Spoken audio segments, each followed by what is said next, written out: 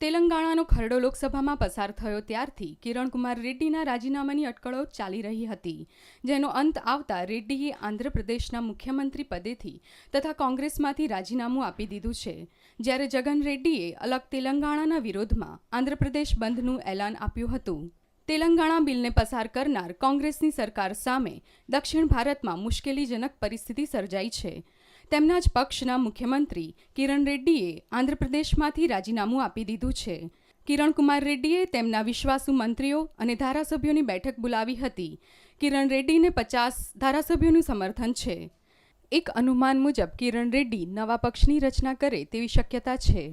આંધ્રના સામાજિક કલ્યાણ મંત્રી પી સત્યનારાયણે કહ્યું કે અખંડ આંધ્રપ્રદેશના મુદ્દે તેઓ કટિબદ્ધ છે.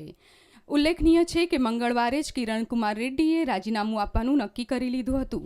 લોકસભાની આગામી ચૂંટણીને જોતા કોંગ્રેસ માટે તેલંગાણા મામલે કપરા ચઢાણ પુરવાર થવાના એંધાણ છે. National desk, bureau report, news online.